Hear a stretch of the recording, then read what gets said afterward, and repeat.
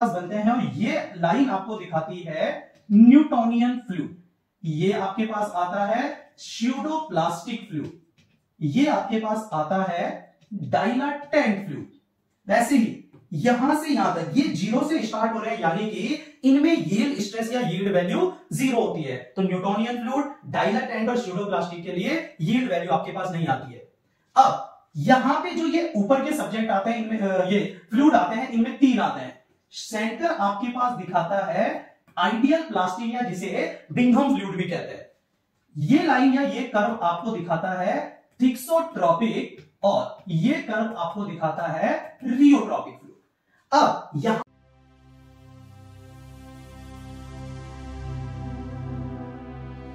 Hello students, welcome back to career cafe engineers dream. दोस्तों, आज की इस वीडियो में मैं आप लोगों के लिए कुछ एमसीक्यूज लेके आया हूं फ्लूइड मैकेनिक्स सब्जेक्ट के। ये सब्जेक्ट एसएससी जेई के लिए भी इंपॉर्टेंट है और साथ में यूकेपीएससी जेई के लिए बहुत ज्यादा इंपॉर्टेंट सब्जेक्ट ये रहता है। आइए दोस्तों, अब करते हैं हम फ्लूइड मैकेनिक्स के कुछ इंपॉर्टेंट एमसीक्यूज, उसके साथ ही न्यूमेरिकल और उसके साथ ही कुछ थ्योरी पोर्शन भी कवर करेंगे।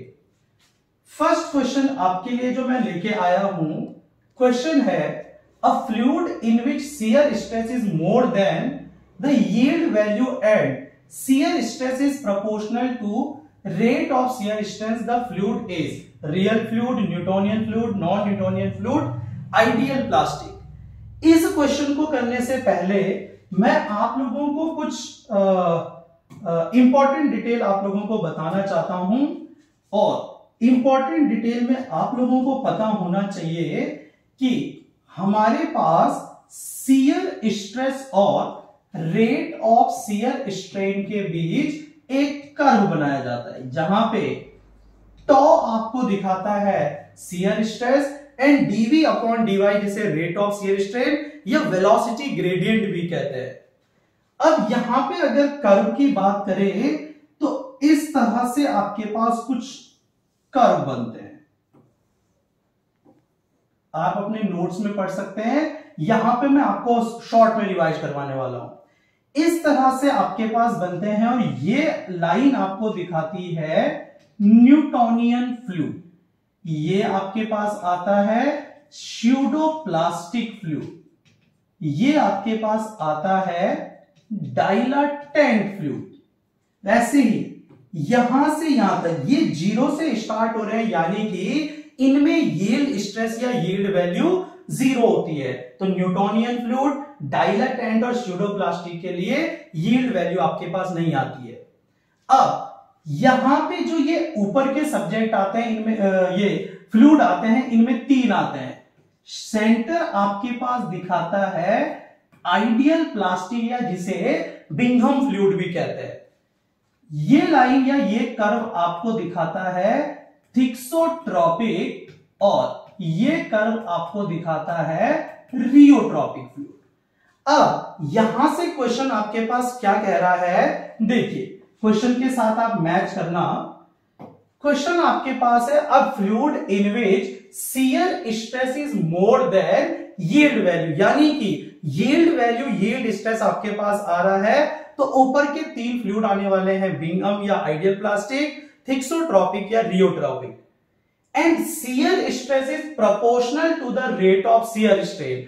तो जब आप इस डायग्राम में देखेंगे तो आप देखेंगे कि यहां से यहां तक यील्ड वैल्यू आपके पास आ रही है, यील्ड स्ट्रेस आ रहा है और साथ में ये स्ट्रेट लाइन आपके पास क्या शो करता है कि tau and dv upon dy यानी कि शियर स्ट्रेस और rate of shear strain directly proportional है।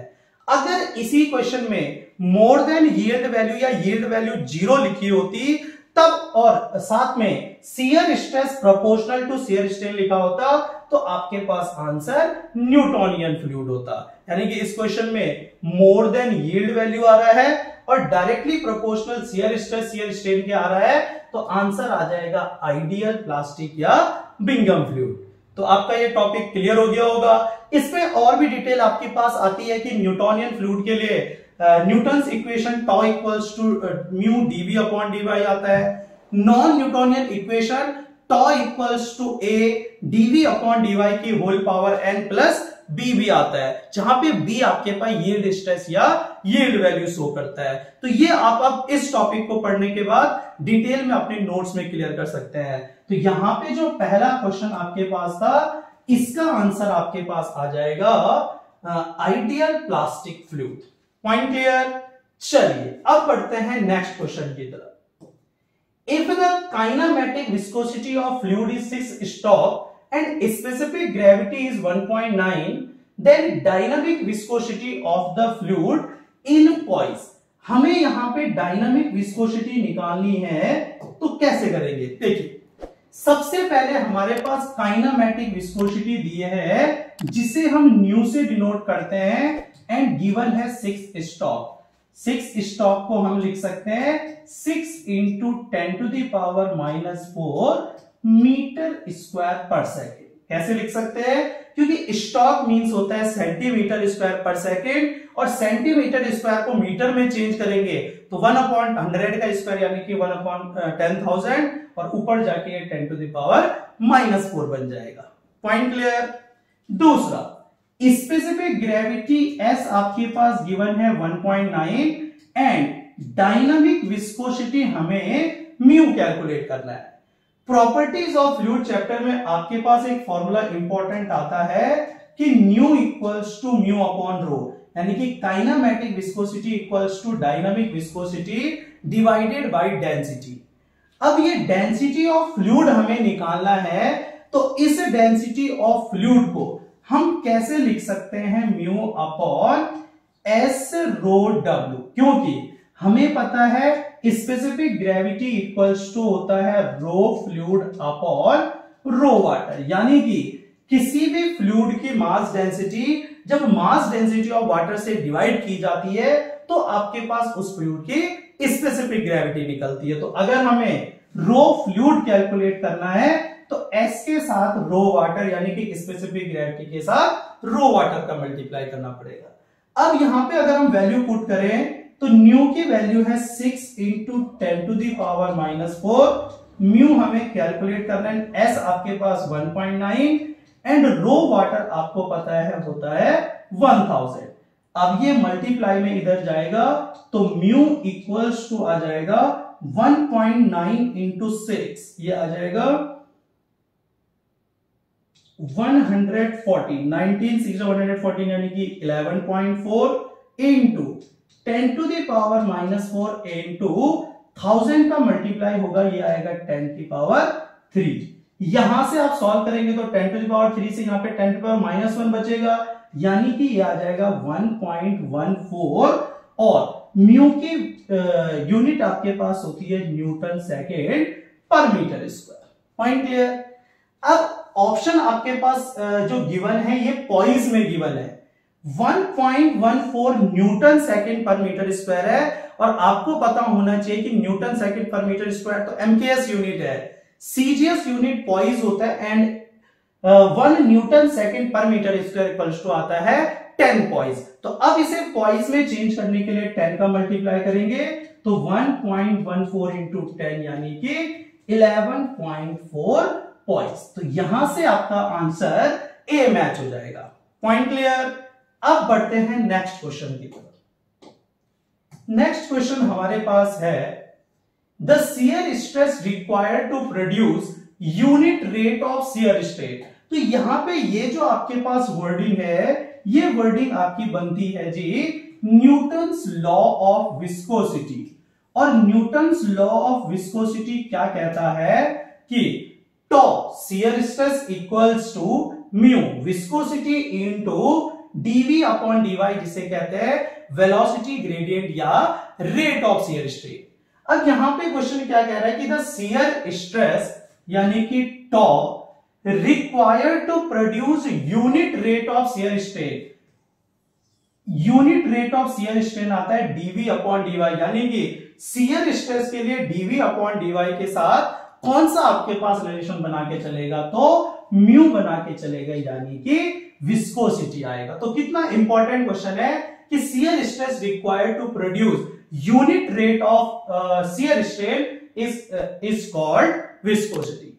Point clear? चलिए अब बढ़ते हैं नेक्स्ट क्वेश्चन की। नेक्स्ट क्वेश्चन हमारे पास है, pressure inside a water droplet is given by a relation. अब क्वेश्चन करने से पहले आपको मैं तीन चीज बता दूं कि तीन आपके पास होते हैं। एक आता है वाटर ड्रॉपलेट, दूसरा आपके पास आता है सोप बबल, एंड तीसरा आपके पास आता है वाटर जेट। इन तीनों के लिए हमारे पास सरफेस टेंशन और प्रेशर के बीच में रिलेशन आता है। अगर मैं डायरेक्टली आपको याद करवाऊं तो वाटर ड्रॉपलेट के लिए आता है PR/2, या इसे हम लिख सकते हैं PD/4। Point clear. Soap bubble के लिए हम लिख सकते हैं surface tension equals to PR/4, या रेडियस को डायमीटर में चेंज करके ये लिख सकते हैं PD/8। वाटर जेट के लिए सिग्मा इक्वल्स टू PR होता है, या हम लिख सकते हैं PD/2, जहां पे P आपके पास प्रेशर आता है, R आता है रेडियस, एंड D आता है डायमीटर। अब अभी के क्वेश्चन में वाटर ड्रॉपलेट में हमें P इक्वल्स टू पूछा है, तो हम यहां पे जाएंगे, P इक्वल्स टू निकालना है, तो P equals to 4 into sigma, 4 sigma upon D, यानी कि आंसर आ जाएगा 4 sigma upon D, option number A. तो यहां से सरफेस टेंशन भी हमने समझ लिया कि तीन फॉर्मूले आते हैं, एक आता है वाटर ड्रॉपलेट के लिए, सोप बबल के लिए, एंड वाटर जेट के लिए। चलिए अब बढ़ते हैं नेक्स्ट क्वेश्चन की तरफ। नेक्स्ट क्वेश्चन हमारे पास है, the velocity distribution for flow over a plate is given by u equals to 0.5y minus y square, यानी कि फ्लो जो आपके पास है वेलोसिटी गिवन है ये है। u is the velocity in meter per second at a distance of y meter above the plate. If the dynamic viscosity of the fluid is 0. Newton second per meter square, then what is the shear stress at 0.2 meter from the boundary? अब यहां पे आपको पता होना चाहिए कि Newton का जो फॉर्मूला आपके पास आता है, tau equals to mu dv upon dy, इसमें क्या आएगा, ये जो प्लेट आपके पास है इस पे जो वेलोसिटी लगती है ये डिनोट की जाती है v या u से। आपके पास इनके बीच में, नीचे से स्टैटिक या रुका हुआ है, इनके बीच की डिस्टेंस आती है y। यहां पे जो फ्लूइड फिल है इसकी विस्कोसिटी आती है म्यू। अब क्वेश्चन क्या कह रहा है कि u जो वेलोसिटी है ये है 0.5y माइनस वाई स्क्वायर, यानी कि डिस्टेंस के रिस्पेक्ट में हमारे पास वेलोसिटी गिवन है। तो हम यहां से अगर इसको डिफरेंशिएट करते हैं तो हमारे पास du अपॉन dy या dv अपॉन dy, u और v आपकी वेलोसिटी है, कुछ भी आप इसे लिख सकते हैं, तो ये आपका निकल जाएगा। तो अगर हम निकालें तो du upon dy equals to 0.5y का डिफरेंशिएशन 0.5 हो जाएगा, माइनस y स्क्वायर का डिफरेंशिएशन -2y हो जाएगा। अब y हमारे पास जो डिस्टेंस है ये कितनी गिवन है, हमारे पास गिवन है the shear stress at 0.20 metre from the boundary, यानी कि बाउंड्री से जो डिस्टेंस आ रही है कितनी आ रही है 0.2 मीटर, जिसपे हमें क्या निकालना है, शियर स्ट्रेस निकालना है। तो अब अगर हम यहां पे y की वैल्यू पुट करते हैं -2 इंटू 0.20, तो ये आ जाएगा 0.5 माइनस 2 जब 4, यानी कि ये आ गया 0.1। तो du अपॉन dy हमारे पास 0.1 कैलकुलेट हो चुका है।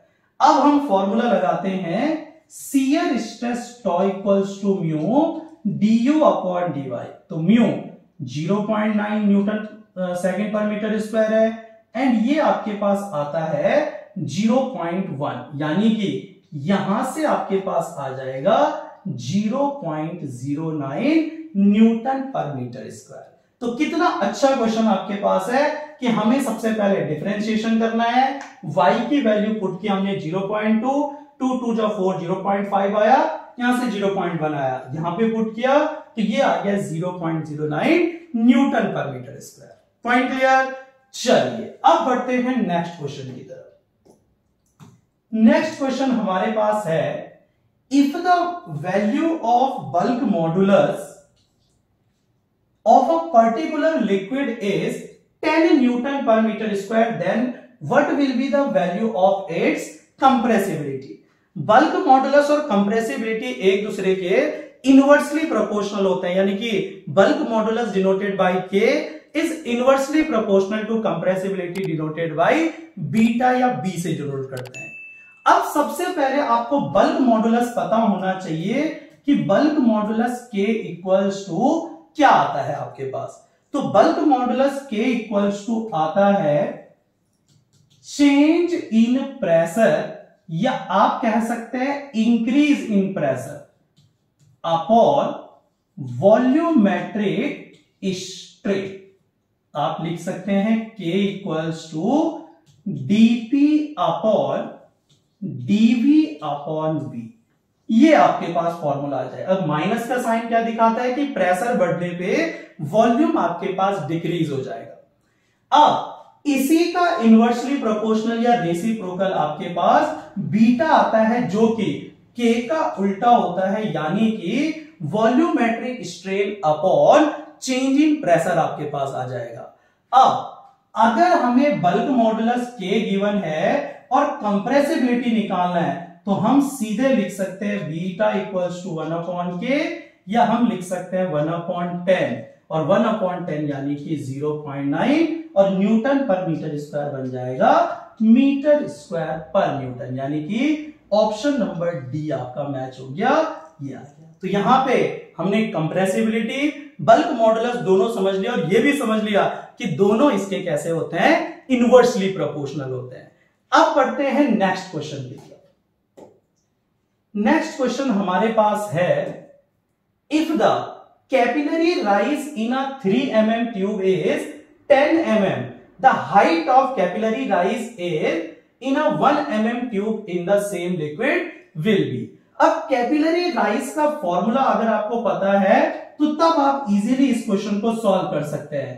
तो कैपिलरी राइज यानी कि कोई भी स्मॉल ट्यूब है, स्मॉल डायमीटर ट्यूब है, जब आप पानी में उसे डुबाएंगे और उसमें पानी या तो राइज होगा या फॉल होगा, तो इस फिनोमेना को कैपिलैरिटी कह के चलते हैं। अब कितना ये राइज होता है इसका फॉर्मूला आता है, और फॉर्मूला आपके पास आता है H equals to 4 sigma cos theta upon SWD, जहां पे सिग्मा आता है सरफेस टेंशन, थीटा आता है एंगल ऑफ कांटेक्ट, W आता है unit weight, D diameter, and S आती है स्पेसिफिक ग्रेविटी।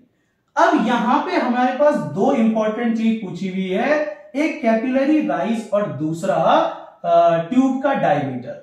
तो हम सीधे इन दोनों के बीच में रिलेशन को डिफाइन करते हैं, इनकी हमें कोई जरूरत नहीं है। जो चीज आपको क्वेश्चन में पूछी होगी केवल उन्हीं पॉइंट्स को लेके आप इजी कैलकुलेशन को बना सकते हैं। अब जैसे आपको पता है कि यूकेपीएससी जेईई का जो एग्जाम होने वाला है, इसमें कैल्सी अलाउड नहीं है, और मैं आपके लिए वही क्वेश्चन लेके आ रहा हूं जिनमें कैल्सी की कोई जरूरत नहीं पड़ रही है सॉल्व करने के लिए, और साथ में सारे एग्जाम ओरिएंटेड क्वेश्चन है जो एग्जाम में आएंगे, चाहे आप एसएससी जेईई का एग्जाम दो, यूकेपीएससी जेईई का एग्जाम दो, या अदर कोई स्टेट या सेंटर के एग्जाम है, वहां पे कैल्सी अलाउड नहीं है। तो इस तरह के क्वेश्चन आते हैं, तो इसीलिए मैं आपके लिए ये इंपॉर्टेंट क्वेश्चन लेके आया हूं। चलिए, तो H हम लिख सकते हैं 1 अपॉन डी या proportional to 1 upon D. First condition क्या कहती है कि capillary rise in a 3 mm tube is 10 mm, यानी कि कैपिलरी राइज 10 mm का हो रहा है, और ये डायमीटर आपके पास 3 mm है, तो 10 इक्वल्स टू 1 अपॉन 3 हम लिख सकते हैं। ठीक है, सेकेंड पॉइंट क्या कहता है, the height of capillary rise in a 1 mm tube. अभी डायमीटर हमारा 1 mm बन गया, in the same fluid will be. तो हमें कैपिलरी राइज निकालनी है कि अगर फ्लूइड सेम है, यानी कि फ्लूइड में कोई चेंजेस नहीं है, तो अब आपके पास कैपिलरी राइज कितना बन जाएगा। तो फर्स्ट कंडीशन में कैपिलरी राइज 10 था, H, D हमने रखा 1/3। सेकेंड कंडीशन में H कैपिलरी राइज हमें निकालना है, जहां पे डायमीटर 1 दे दिया। तो अब हम इक्वेशन 1 में इक्वेशन 2 का डिवाइड कर देंगे, तो ये आ जाएगा 10 अपॉन h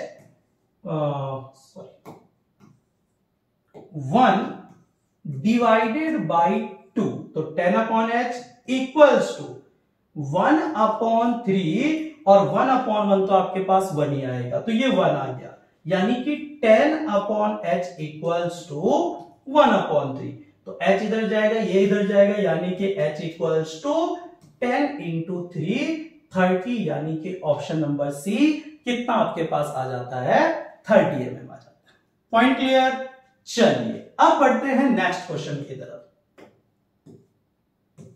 नेक्स्ट क्वेश्चन हमारे पास है the specific gravity of an oil to specific weight 7.85 kilo newton पर मीटर क्यूब इज, यानी कि हमारे पास स्पेसिफिक वेट दे दिया 7.85, हमें निकालनी है स्पेसिफिक ग्रेविटी ऑयल की, तो कैसे निकालेंगे आइए। चलिए अब देखिए हमारे पास गिवन है स्पेसिफिक वेट, हमें निकालनी है स्पेसिफिक ग्रेविटी, तो स्पेसिफिक ग्रेविटी इक्वल्स टू होता है W fluid upon W water, ठीक है, S निकालना है। W फ्लूइड हमें गिवन है 7.85 किलो न्यूटन पर मीटर स्क्वायर, हम चाहें तो इसे न्यूटन में बदल सकते हैं, यानी कि 1 kilo newton equals to 1000 newton लिख सकते हैं। Point clear.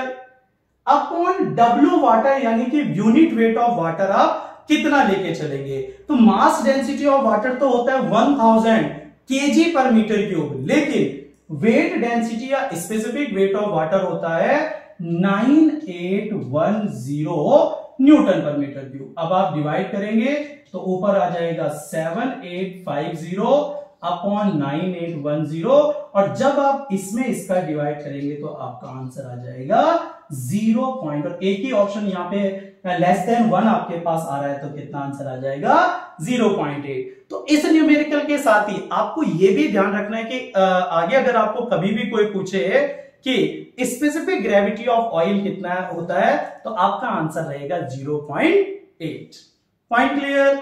चलिए अब बढ़ते हैं नेक्स्ट क्वेश्चन की तरफ। नेक्स्ट क्वेश्चन हमारे पास है in which one of the following case boiling of liquid will start, यानी कि बॉइलिंग ऑफ वाटर या लिक्विड कब आपके पास होता है। तो आपको पता होना चाहिए कि जब भी हम किसी फ्लूइड को गर्म करते हैं, यानी कि उसका टेम्परेचर इंक्रीज करते हैं, तो एक पॉइंट आता है जहां पे वो बॉइलिंग स्टार्ट हो जाती है, और वो कौन सा पॉइंट होता है जहां पे फ्लूइड का वेपर प्रेशर जो है ये एटमॉस्फेरिक प्रेशर के इक्वल या लेस देन आ जाता है। तो यहां पे आपके पास ऑप्शन मैच होगा, तो ऑप्शन है आपके पास when absolute pressure above a liquid become less than और equal to vapour pressure. Absolute pressure मतलब एटमॉस्फेरिक प्रेशर आप कह सकते हैं, और ये जब इक्वल टू वेपर प्रेशर हो जाएगा तो तब आपके पास बॉइलिंग स्टार्ट होती है। जैसे जैसे आप हाई एल्टीट्यूड या ऊंचाई वाले एरियाज पे जाएंगे, आपके पास एटमॉस्फेरिक प्रेशर कम होता जाता है, और इसीलिए क्वेश्चन आता है कि जो माउंटेन्स रहते हैं या हाई एल्टीट्यूड एरियाज रहते हैं, वहां पे वाटर जल्दी बॉईल होगा या लेट में बॉईल होगा। तो आपको पता होना चाहिए कि हाई एल्टीट्यूड एरियाज में वाटर बॉईल जल्दी होता है, यानी कि कम टेम्परेचर पे ही हो जाता है।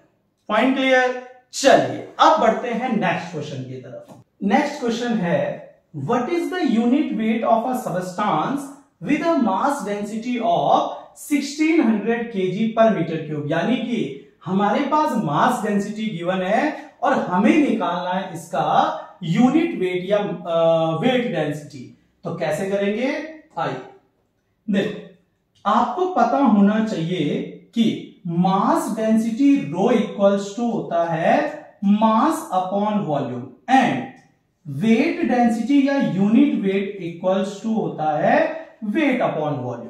ठीक है, जब हम यहां से इसको सॉल्व करेंगे तो हम लिख सकते हैं weight equals to mass into gravity, क्योंकि सबको पता है W equals to M into G होता है। फिर V आएगा अपॉन में, मास अपॉन वॉल्यूम को हम लिख सकते हैं ऊपर से रो इंटू जी, यानी कि कितना सिंपल सा फॉर्मूला आपके पास बन गया कि वेट डेंसिटी इक्वल्स टू आता है mass density into gravity acceleration. तो ये आपके पास आ जाएगा 1600 इनटू ये आपके पास जी आ जाएगा 9.81।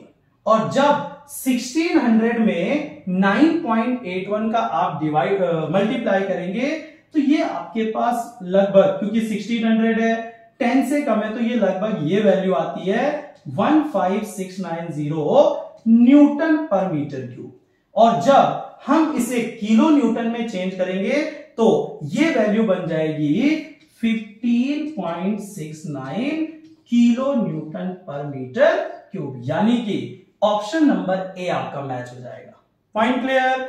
चलिए अब बढ़ते हैं नेक्स्ट क्वेश्चन की तरफ। नेक्स्ट क्वेश्चन हमारे पास आता है, at what temperature the density of water will be maximum. बहुत इंपॉर्टेंट क्वेश्चन है, कई एग्जाम में आया भी है और आगे आने के भी चांसेस बहुत ज्यादा हैं कि वाटर की डेंसिटी किस टेम्परेचर पे सबसे ज्यादा होती है। तो 4 डिग्री सेल्सियस पे किसी भी वाटर की डेंसिटी सबसे ज्यादा होती है। तो दोस्तों इस वीडियो में हमने कुछ इंपॉर्टेंट फ्लूइड मैकेनिक्स के इंपॉर्टेंट न्यूमेरिकल्स भी किए, साथ में एमसीक्यूज भी किए, और उन एमसीक्यूज के बीच में मैंने आपको इंपॉर्टेंट थ्योरी भी कवर करवाई। तो वीडियो अगर पसंद आए तो लाइक, शेयर एंड कमेंट जरूर करें। चैनल पे अगर नए हैं तो सब्सक्राइब करना ना भूलिए। Thank you so much.